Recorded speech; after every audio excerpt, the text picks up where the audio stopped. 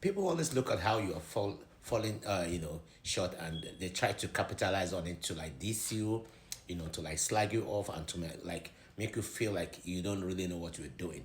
Um, and a lot of people also forgot that Mikel Arteta just on his first job, though it's been like 5 6 years on that job, but the truth is that he's done exceedingly well, regardless of how you try to look at it. He's a manager has been faced with all forms of adversity, especially this season, because I'm just going to say, and I'll continue to reiterate how you know the so many factors like affected us now this year, because for you to really win the league you have to be very very lucky, very very lucky. I'm telling you, you have to be very lucky, you have to be good, no doubt. You have to be good, but you still have to be very lucky to win the league, because you have the elements of luck that's going to like aid you.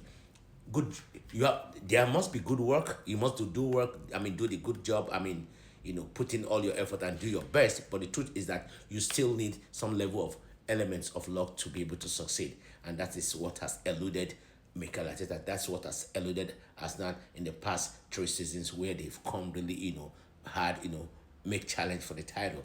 If you look at last season, they lost the league by 2 goals, by 2 points, and the last game was like Arsenal versus Tottenham. They literally lost, allowed themselves to be beaten by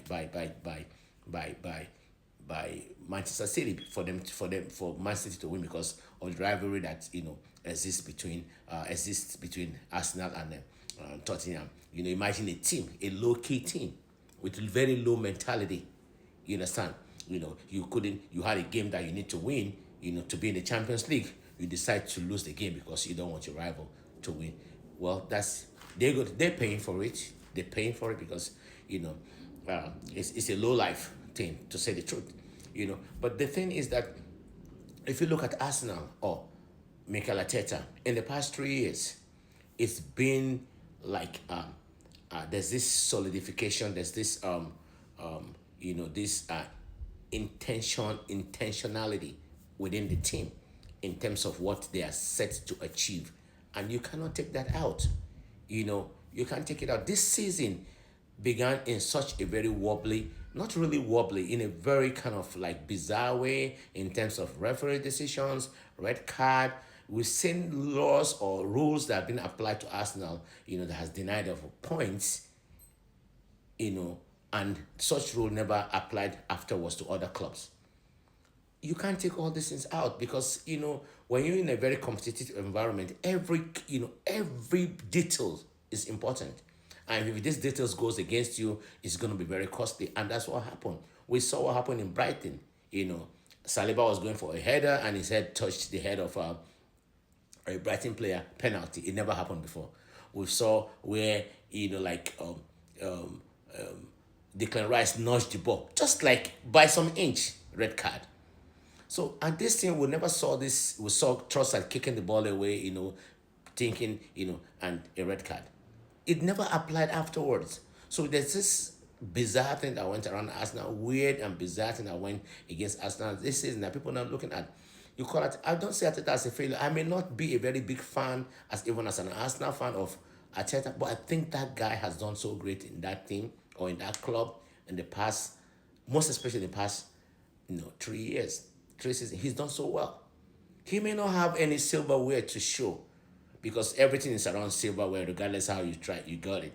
Nobody cares. It's a silverware. But the way he's been able to kind of like galvanize the team, put the team together, the mentality, the fans, how he's been able to to bring the fans back to the stands to watch, and you won't have an anthem.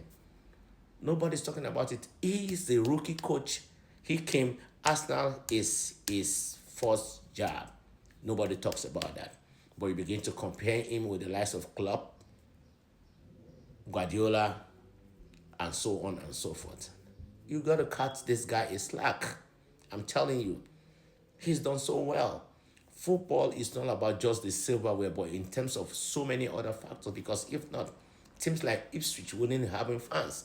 Everybody should be supporting like Barcelona, Madrid, and other clubs don't have fans. But it's not just about that. There's more that come around football than just the trophies. The trophies is just like this, is the silverware, is the ultimate goal. But the thing is that there are several other things that come around it, that you're gonna look at and like, you know what, this is great. If you look at Nottingham Forest was a team that escaped relegation last season, but we saw what they're doing now in the league. So those are the dynamics, those are the things that you look at and you'll say, you know what, the league, the football is just beyond just winning trophies, to be sincere, regardless how to look at, because in the season, look in the EPL, you have 20 games, 20 teams competing for the EPL title. The FA Cup, you have teams in every division competing for it. In the EFL Cup, you have all teams, almost literally every team, league team competing for it. So if you look at and those three trophies, and if a team won any of those trophies, are you gonna put it on the thing like, oh, other teams are not unrelevant? Not relevant, because if the team that won didn't play with other teams, they wouldn't have won anything. What makes it exciting is, is the build up to it, the various games you watch, the various matches you see either in the league or in the EFL or in the FA Cup. It's what culminates in the final what do you call it outcome, which is all about when it comes to the final, is the winner takes all, and the team that did better than other teams pick it. Sometimes not even the team that did better. Look at new what do you call it Crystal Palace. Are you going to tell me that the beginning of this season you're going to say the Crystal Palace is going to win, will be the champions of the FA Cup? No. If you look at Crystal Palace, you look at Newcastle, look at the position of Newcastle on the league table, and look at the position of Crystal Palace on the EPL table. But Newcastle won just the what they call the the EFL Cup, which is a downgrade compared to the FA Cup. You understand? And look at other teams who are far ahead of them, who are trophyless.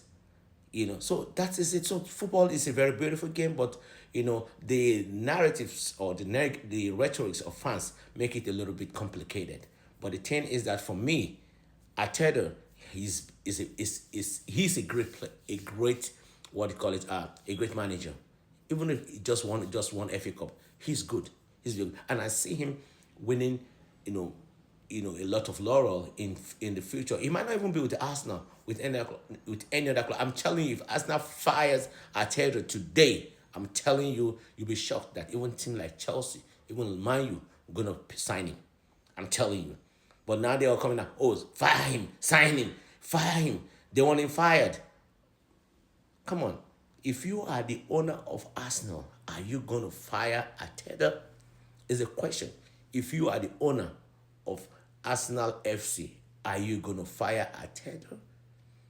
We haven't been in the Champions League for 7 years until the past 3 seasons. He's done that. So I'm still asking, if you are the owner of Arsenal Football Club, are you going to fire Mikel